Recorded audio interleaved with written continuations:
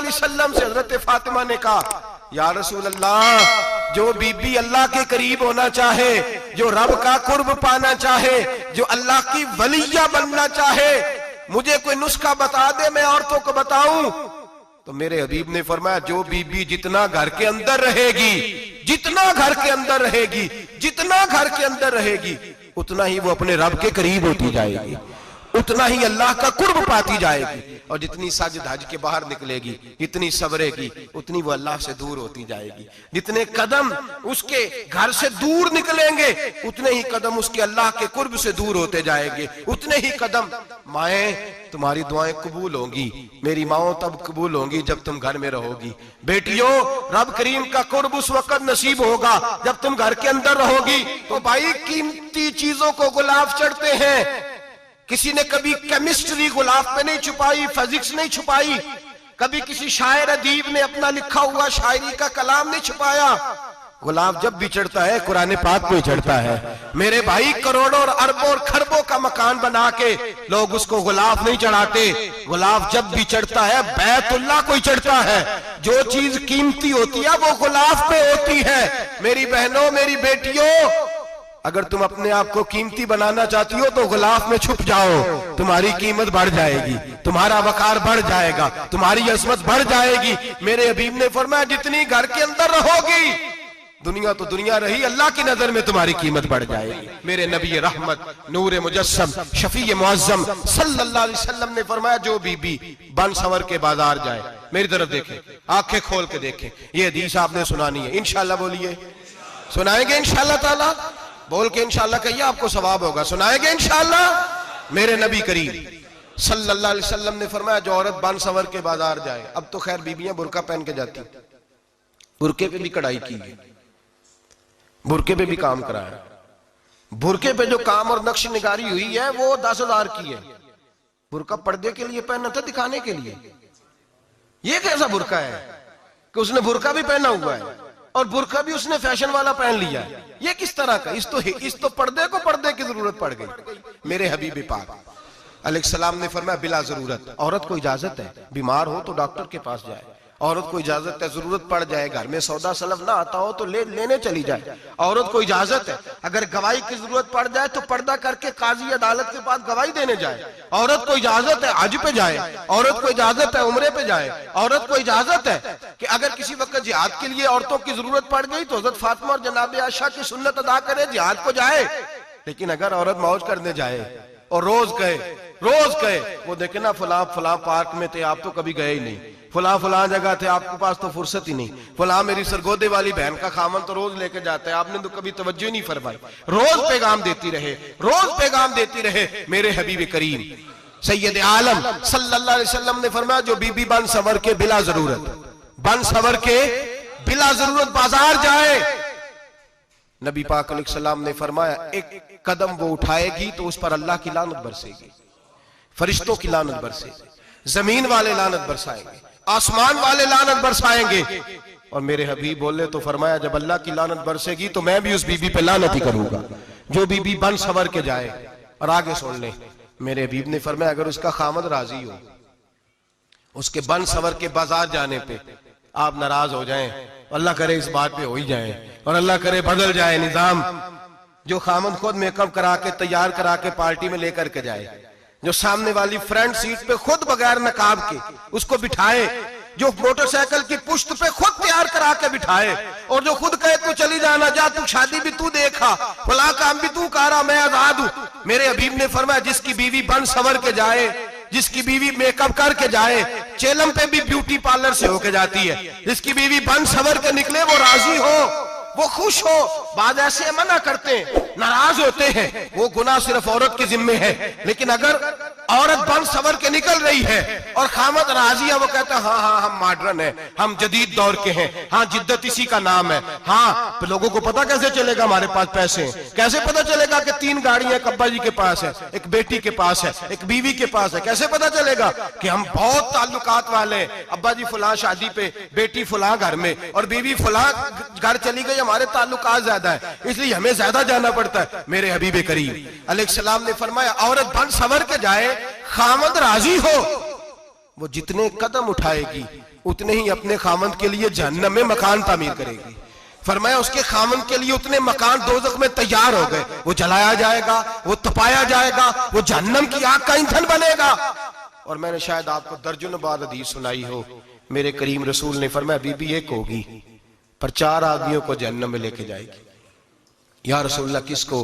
फरमाया बाप ने पर्दे का नहीं कहा तो बाप भी दोज़ख में जाएगा, अगर भाई ने पर्दे का नहीं कहा तो वो भी दोज़ख में जाएगा, शौहर ने पर्दा नहीं कराया तो वो भी जहन्नम में जाएगा। वो बेटा जो कहता था ना ना 1.25 लाख का मोबाइल लेना है, तो अम्मा ने घर के अंदर शोर डाल दिया, मजबूर किया, खामन को लेकर के दिया। उस बेटे से पूछा जाएगा तू सारी जिद्दें अम्मा से मनवाता था, ये तूने क्यों नहीं कहा पर्दा कर ले? और अब तो बीबी जरा 40 साल की होती है तो कहती है मेरी खैर है, मैं बूढ़ी हो गई हूँ, मेरी खैर है, रोटियां सारी खाती हूँ, बाकी सारे कामों में जवानों की तरह हूं, पर्दा नहीं मैंने करना, मेरी खैर है, फलाना तो मेरे बेटे की तरह। जुल्म की हद है, जुल्म की हद।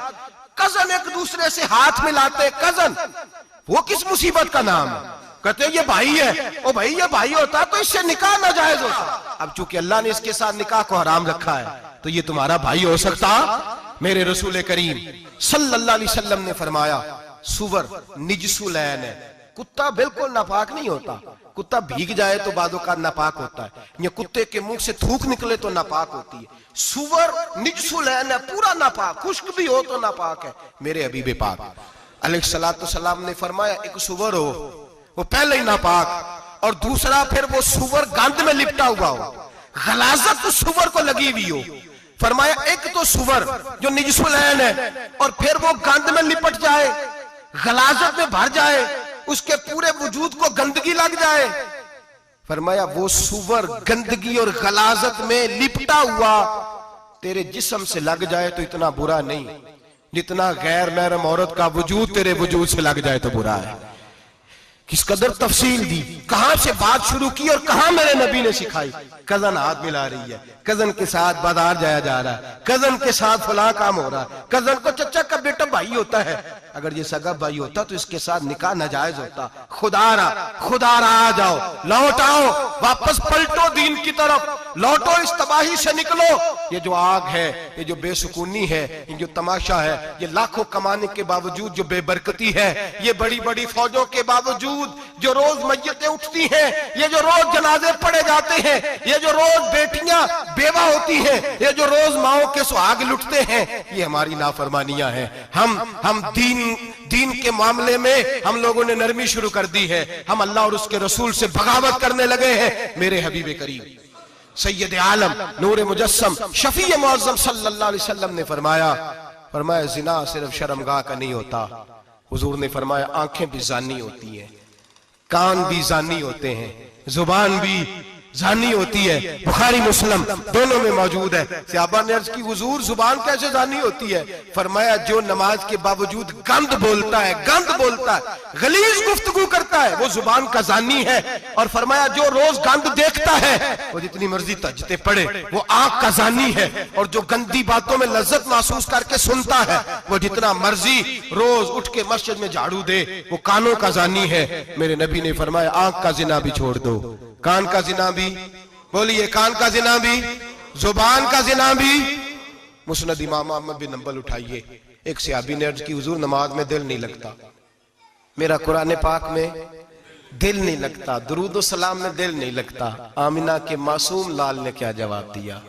हुजूर ने फरमाया जा अपनी नजर जाके पाक कर ले, अल्लाह के नबी का वादा है तेरा सजदे में दिल लगने लग जाएगा। जा अपनी आंख को तहारत दे, वुजू करा, नजरों को पाक कर, अल्लाह के रसूल का वादा है तेरा कुरान पाक में दिल लगेगा। जा जाके अपनी नजर को पाक कर, वादा है तेरी जुबान पे दुरूद व सलाम जारी हो जाएगा, अल्लाह का जिक्र जारी हो जाएगा। मेरे भाइयों, औरत का पर्दा, औरत का हिजाब दीन में उसी तरह फर्ज है जिस तरह नमाज फर्ज, जिस तरह रोजा फर्ज है, जिस तरह ज़कात फर्ज है, उसी तरह औरत का पर्दा भी फर्ज है। अगर किसी घर में औरत पर्दा नहीं करती, उस घर के मकीन सारे अल्लाह के हुजूर जवाब दे हैं। मेरे हबीब करीम अलैहिस्सलाम ने जिस औरत को पसंद किया, जिस औरत की तारीफ की, जिस औरत की बाबत मेरे नबी ने इरशाद फरमाया, वो बड़े खूबसूरत लफ्ज हैं, साहिब अहकामुल कुरान ने लिखे हैं। मेरे हबीब पाक ने सहाबा की महफिल सजाई, मजमा खचाखच मस्जिद भर गई। हुजूर ने फरमाया बोल के बताओ खैरुन निसा कौन सी है, औरतों में सबसे अच्छी बीबी कौन सी है, बोल करके बताओ। हजरत सिद्दीक अकबर से लेकर मौला अली तक, हजरत अली से लेकर जनाब बिलाल तक, हजरत सलमान फारसी से लेकर अब्दुल्ला मुजनी तक भरा पड़ा है मजमा। हुजूर ने फरमाया बोलो सबसे अच्छी औरत, सबसे अच्छी औरत कौन होती है? एक सहाबी कहने लगे हुजूर जिसकी नमाज कज़ा ना हुई हो। पर मैं वो भी अच्छी है पर तुम मेरी मुराद को नहीं पहुंचे। एक ने कहा हुजूर जो खामद की ताबेदार हो। फरमाया वो भी अच्छी है पर तुम मेरी मुराद को नहीं पहुंचे। एक सहाबी ने कहा या रसूल अल्लाह जो पाक दामन हो। हुजूर ने फरमाया तुम मेरी मुराद को। हजरत अली फरमाते हैं जब सबके जवाब गलत हो गए तो मैं, कद मेरा छोटा था, मैं पीछे बैठा था, मैं गर्दन झुका के पीछे से निकल गया। सैयदा तैयबा ताहिरा हजरत फातिमा ज़हरा रदी अल्लाह ताला फरमाते हैं बीबी साहब के पास पहुंचा। मैंने कहा फातिमा हुजूर ने सवाल किया है। तो हजरत फातिमा भी गोया मुस्कुरा के कहने लगी इल्म के शहर के दरवाजे तो आप ही हैं, तो आप यहां आ गए। कहा हुजूर ने सवाल किया है और मुझसे लेकर अबू बकर, उमर, उस्मान गनी तमाम को किसी को जवाब नहीं आया। हुजूर ने पूछा बेहतरीन औरत कौन होती है? बेहतरीन खैरुन निसा, बेहतरीन बीबी कौन होती है? तो हजरत सैयदा फातिमा कहने लगी अली बड़ी सादी सी बात थी, सादी सी बात थी, समझ नहीं आई। का फातिमा बतला दो इतनी सादी है। तो हजरत फातिमा कहने लगी सबसे बेहतरीन औरत वो होती है न कभी गैर महरम ने वो बीबी देखी हो। अगले जुमले भी याद रखने, न कभी गैर महरम ने वो बीबी देखी हो। और फरमाया ना उस बीबी ने कभी कोई गैर महरम देखा हो। सिर्फ मर्द पे पाबंदी नहीं कि वो औरत ना देखे, फरमाया औरत पे भी पाबंदी है कि वो भी गैर महरम का चेहरा न देखे। फरमाया बीबी ने भी गैर महरम न देखा हो, वो खैरुन निसा है, वो सबसे आला। हजरत अली कहते मैं झट से आया, पीछे बैठा, बात अभी जारी थी, मैंने हाथ खड़ा कर दिया। मैंने कहा हुजूर मैं बताऊं? नबी पाक ने फरमाया बतलाओ। तो कहते मैंने कहा हुजूर बेहतरीन बीबी वो होती है जिसने न कभी गैर महरम देखा हो और न गैर महरम ने कभी उसे देखा हो। अली फरमाते हैं मैंने जवाब दिया तो मेरे रसूल की आंखों में आंसू आ गए। हुजूर रोए और फरमाते हंसते मुस्कुराते अचानक सहाबा के आंसू बरसने लगे। मजमे पे कैफ सा तारी हो गया, आंखें बरसने लगी। हम लोग हुजूर के रोने पर सख्ते में आ गए। नजर उठाई तो जवाब तो मैंने दिया था, तारीफ मेरी होनी चाहिए थी, शाबाश मुझे मिलनी चाहिए थी। मेरे हबीब ने रो के आंसू पूछ के फरमाया मैं तुम्हें कहता नहीं अल फातिमा तो बिदा तो मिन्नी, फातिमा वाकई मेरे जिगर का टुकड़ा है, फातिमा मेरे वजूद का हिस्सा है, मैं तुम्हें कहता नहीं रहता। कहा फातिमा मेरे जिगर का टुकड़ा है। हजरत अली फरमाते हैं सहाबा मेरी तरफ देखने लगे और कहने लगे अली जवाब तू दे, शाबाश बीबी साहबा को मिले। तो कहते हैं मैंने कहा हुजूर रोए हैं तो आंसू मेरे भी छलक ही पड़े हैं। फरमाने लगे लफ्ज मेरे हैं पर सोच उस बेटी के है जिसकी तरबियत मोहम्मद अरबी ने फरमाई है। फरमाया जुमले मेरे हैं, नाकिल मैं हूं, बात मैं बयान कर रहा हूं, लेकिन पीछे सोच उस नूर वाली बेटी की है जिसको अपने घर के अंदर रह के आंगन में रख के रसूल पाक ने परवरिश फरमाई। हजरत फातिमा फरमाती हैं हजरत अली मेरे पास दौड़े आए और कहने लगे फातिमा चल मस्जिद, पता नहीं हुजूर को क्या हो गया है। हुजूर रो रो के बेहाल हो गए और हुजूर हुजरे में रो रहे और हिचकियों की आवाज मस्जिद में आ रही है। चल जरा चल के हुजूर की बात देख क्या हुआ है, हमारी तो ताकत नहीं अंदर जाने की। सैयदा तैयबा ताहिरा हजरत फातिमा झट से पर्दा ओढ़ा, हाजिर खिदमत हुई, अंदर गई। कहती हुजूर के कंधे पे हाथ रखा तो महबूब बेटी के हाथ की ठंडक महसूस की, सर सजदे से उठाया। फरमाया फातिमा आ गई हो? हुजूर आई। फरमाया चल बेटी तू भी हाथ उठा और मेरी उम्मत की बेटियों के लिए दुआ मांग। चल तू भी हाथ उठा, मेरी उम्मत की बहनों माओं के लिए दुआ मांग। महबूबा क्या हुआ? मेरे हबीब ने फरमाया रात मुझे दिखाया गया है दोज़ख में कुछ बीबियां हैं, उनके बाल फरिश्तों ने बांधे हुए हैं और उन्हें गुर्ज मार रहे हैं। वो चीखती चिल्लाती हैं और मदद के लिए पुकारती हैं, वो बड़ी तकलीफ में हैं। तो बीबी साहब अर्ज करते हैं या रसूल अल्लाह उनकी गलती क्या है?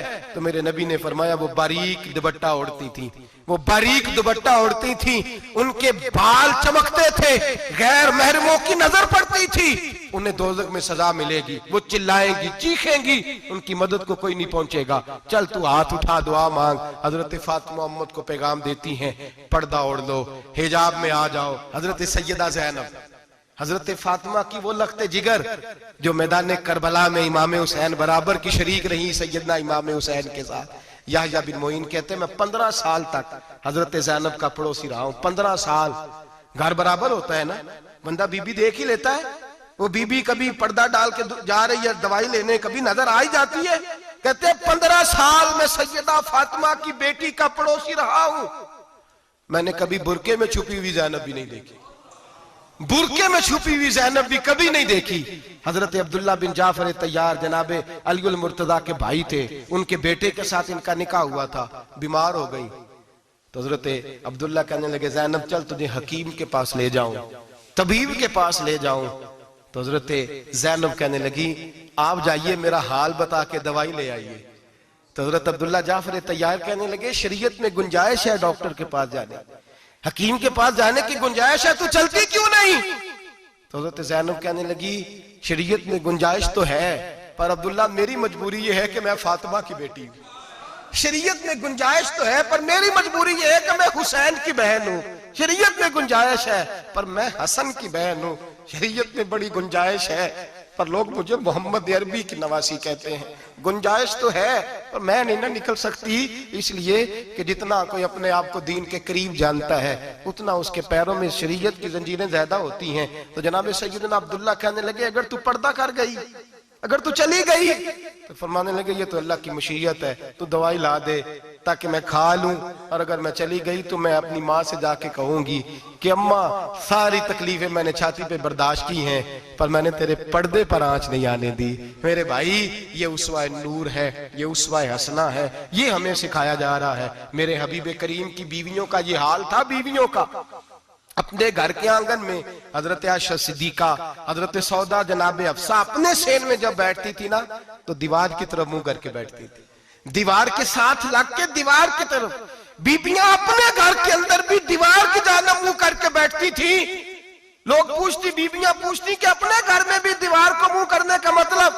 कहती हो सकता है कुछ छत पे चढ़े अचानक नजर पड़े तो हम चाहती हैं फिर भी हमारा चेहरा नजर ना आए उसे, फिर भी हमारा चेहरा नजर, हम अपने घर के अंदर भी पाबंद रहती हैं कि हमारे चेहरे नजर ना आए। खुदारा बड़े पैसे जिंदगी में लुटाए हैं, 1000 1500 बुरके पे भी खर्च करो, वो घर ले जाओ, वो अम्मा को भी दो, बहन को भी दो, बीवी को भी दो, उसको कोई ये पहन ले।